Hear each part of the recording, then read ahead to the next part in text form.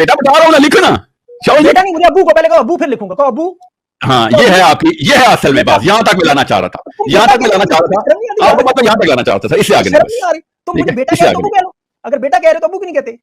इस्लामाबाद में बैठ के इसराइल की बात करते हैं, यहाँ जरा बाहर हैं, आपको बताऊं इसराइल फलस्तीन होता क्या है। आप इसराइल के 5 शहरों के नाम बताएं, बताएं मुझे इसराइल के 5 शहरों के नाम, अभी 5 नाम बताएं इसराइल के शहरों के। उसके बाद मैं पूछता हूँ, 5 शहरों के नाम बताओ, फलस्तीन के 5 शहरों के नाम बताओ। बेटा बात सुन ले ध्यान से, अब मैंने ये गलत बताई गई है। अब्बू कहो, अब्बू बोल इसराइल के 5 शहरों के नाम, बड़ा इसराइल इसराइल करता है, नाम बता 5 शहरों के नाम, बता फलस्तीन के 5 शहरों के। कर गूगल, जल्दी कर गूगल। बात सुन ध्यान से, इतने बदतमीज आदमी है यार आप। बात सुनो,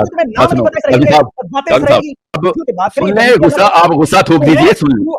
गालियां मैंने खाई हैं, फिर भी मैं आपसे कह रहा हूँ गुस्सा थूक दीजिए। गालियां मैंने खाई हैं, ठीक है, आपसे मैं कह रहा हूँ गुस्सा थूक दें। सुन आपने आपने कहा ना गाली होती है ना, कोई बात नहीं। तो बेटा क्या स्वाब है यार?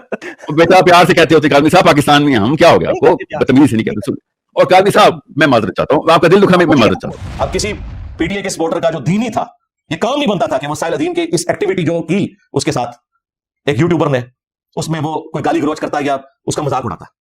ये बिल्कुल ज्यादा वाली बात है। इवन मेरा भी कोई स्टूडेंट आ जी उधार थले आ गया साहिल अदीम थे, उन्होंने 4 गाला कड़ी अपने उस्ताद बदल। ना ना ना, मैं ऐसे स्टूडेंट से दुनिया और आखिरत में भी लाने बरात करूंगा जो मुझे बुनियाद बनाएंगे किसी के साथ मोहब्बत या दुश्मनी करने की। बिल्कुल, हम तो खुद भाई अपनी आखिरत की फिक्र में है। हमारे लिए दोस्ती और दुश्मनी का म्यार अल्लाह और उसके महबूब सल्लल्लाहु अलैहि वसल्लम की जात है, बिल्कुल क्लियर कट। और ये मैं कुछ जज्बाती जुमले नहीं बोल रहा था, ये मेरा अपना ईमान है। मैं एक लम्हे के लिए भी तसव्वुर करूं इस हवाले से कि मैं अपनी जात को आगे ले आऊं और दीन को बस कुछ डाल दूं, तो मैं तो खुद अपने आप को जन्मी तसव्वुर करूं। जो टीचर्स होते हैं ना, उनको आदत पड़ जाती है, इवन उनके हम उम्र भी कोई बंदा सामने बैठा हो ना, वो फिल्म उनकी जुबान से निकलता है, बेटा यूं नहीं यूं है। ये बेटा वो वाला नहीं कह रहा होता जो आप वो पंजाबी में किसी को तंग करने के कहते हैं, पुत्र मैं तेरे देख लेना, ये वो नहीं होता। ये टीचर्स के अंदर आ जाती है। उसमें उसने कहा, उसने बजाय उसकी बात सुनने के उसका वो जुमला पकड़ लिया, उसने कहा तो मुझे अब्बू बोल। तो भाई तेरे में फिर उसमें क्या फर्क रह गया? बकौल तेरे, अगर वो तेरी तौहीन कर रहा था तो तूने उससे बड़ी बात की, मुझे अब्बू बोल। तुझे तो चाहिए था कि देखें मैं भी आपको कह सकता हूं आप मुझे अब्बू बोलें, लेकिन मैं ये काम नहीं करूंगा। फिर तो मैं आपके साथ खड़ा होता कि यार आपने उससे अच्छे अखलाक का मुजाहरा किया, तुमने तो उससे भी बुरे अखलाक पेश किए। इसलिए पाकिस्तान ने बाद में अपनी पॉलिसी चेंज की है। बानिया पाकिस्तान की पॉलिसी ये नहीं थी 2 स्टेट सॉल्यूशन वाली, लेकिन पाकिस्तान की इस वक्त पॉलिसी यही है और मैं इसमें साथ हूं। साहिल अदीम साहब के साथ नहीं हूं, पाकिस्तान की पॉलिसी के साथ हूं। और इसी का इज़हार इमरान खान साहब ने किया, बिल्कुल ठीक किया। लेकिन जो पीटीए वाले उसे उम्मत मुस्लिमा का लीडर बना के जिस तरीके से पेश करते हैं ना, उस हिसाब से साहिल अदीम ने सही गिरफ्त की कि उम्मत मुस्लिमा का लीडर है ना, तो फिर 2 स्टेट सॉल्यूशन पे नहीं आना चाहिए, फिर तो इसराइल को मानना नहीं चाहिए। अब पीटीए वालों ने जितना बड़ा कद काट खान साहब का खड़ा कर दिया, उस हिसाब से साहिल अदीम की गिरफ्त बिल्कुल दुरुस्त थी पीटीए वालों के ऊपर। इनको जबरदस्ती वर्ल्ड वार 2 में जो कत्लेआम किया हिटलर ने, उसकी कंपनसेशन के लिए पूरे यूरोप से, पूरी दुनिया से उठा के यहूदी पकड़ के इन्होंने जबरदस्ती बात की बैतुल मक़दिस में कि चलो इनके गमों का मुदावा हो जाए, जो हॉलोकॉस्ट में इनके साथ कत्लेआम हुआ था, हिटलर ने जुल्म किया था, चलो आप इनकी कंपनसेशन करें। सिलसिला तो जंग अज़ीम 1 से शुरू हो गया, 1918 में बाल्फोर डिक्लेरेशन हुई थी। 2 स्टेट सॉल्यूशन के अलावा हमारे पास क्या है? हम जबरदस्ती जंग से तो उनसे नहीं जी सकते ना, हमारी इस वक्त की हालत है ना। गौसे पाक जिंदा है, वरना वो निगाह मार के कर देते। दुनिया यूएनओ की करारदादों में बंधी हुई है, सीधी सी बात है।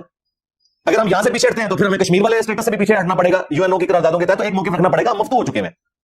अब हम पुराने ख्वाब देखें, इन गिवन सर्कमस्टांसेस में ऐसा नहीं हो सकता। हमें अपनी स्पेस को हासिल करनी है, अल्टीमेट गोल जरूर रखें, लेकिन फिर वक्त को रिलीफ पहुंचाए ना, और फिर मामलात को लेकर चले। बार बार पे झूठ बोलना, धोखा देना, यू टर्न लेना, बातों को बदलना, हुकूमत में होना तो सेम पे, बाहर निकलना तो आइन के लिए जिहाद करना, हुकूमत में होना तो गोद में बैठना, बाहर निकलना तो वोट को इज्जत दो, फिर बूट भी पॉलिश करो, उसी आर्मी चीफ को एक्सटेंशन भी दो, फिर वोट को इज्जत दो।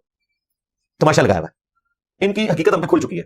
हाँ, पॉलिटिकल लीडर्स आप मोहब्बत करें, आपने जिसको वोट देना है वोट दे, वो आपका राइट है। मजहबी पेशवा नहीं माने, बस हमारा इख्तिलाफ ये है।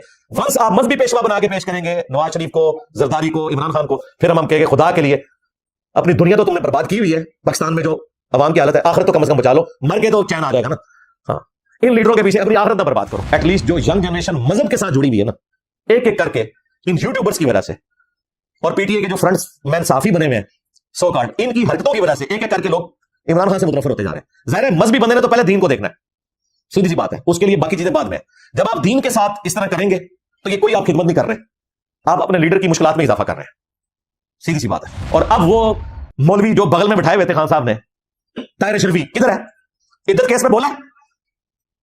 मैं बोला हूं, और ना वो मौलाना साहब बोले जो रो रो के दुआएं करवाते थे बनी गाला में। अब क्योंकि मेरे लिए भी काबिल एहतराम है, मैं नाम उनका इसलिए नहीं ले रहा। कौन आता है सामने भाई? मैं बोलूं दिलेरी के साथ बोलूं कि यार गलत हो रहा है, इस तरीके से नहीं ऐसा होना चाहिए।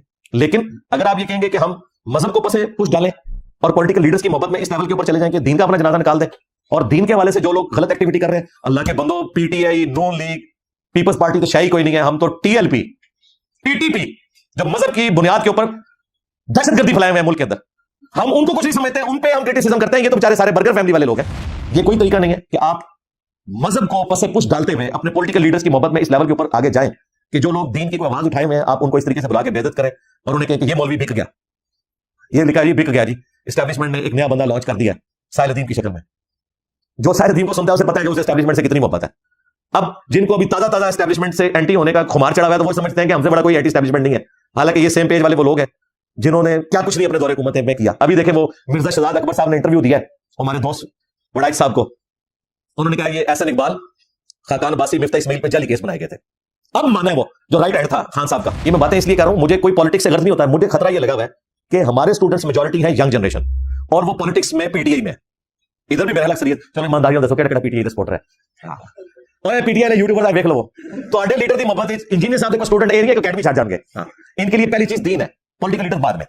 बिल्कुल ऐसा ही है जी। हाँ, वोट जिन्हों मर्जी पाओ यार, इसलिए नहीं, लेकिन दीन पहले, अल्लाह के नबी पहले, कुरान पहले। बाकी आपके पॉलिटिकल इख्तिलाफ आप रख सकते हैं। साहबा में पॉलिटिकल इख्तिलाफ था आपस में, ठीक है, हो सकता है। साद इब्ने उबादा ने हजरत अबू बकर और उमर की बैत नहीं की, कितनी बड़ी बात है। हम उसकी जुबान खींच रहे हैं जो साद इब्ने उबादा के बारे में कोई गुस्ताखाना जुमला बोले। क्यों? उनका एहसान रसूलुल्लाह के ऊपर है। 155 सहाबा जो असहाबे सुफा हुजूर के शागिर्द थे, हुजूर तो उनका खर्चा नहीं उठा सकते थे। 155 हुजूर के शागिर्दों का खर्चा एक बंदा उठाता था, साद इब्ने उबादा, खजरज का सरदार। नहीं बैत की अबू बकर की, उमर की भी नहीं की। तो क्या उनके इस्लाम के ऊपर सराहत खत्म हो गया? हजरत अबू बकर क्या मुकाम अपनी जगह, लेकिन इतने बड़े बड़े साहब अबू दरदा, अबू हुरैरा, ये वो लोग हैं जो हजरत साद इब्ने उबादा के खाने के ऊपर पले हुए हैं। तो उनके इस्लाम के लिए खिदमत को हम जीरो से मल्टीप्लाई कर देंगे? नहीं। पॉलिटिकल इख्तिलाफ हो सकता है, दीन के लिए नबी इस्लाम के साथ सारे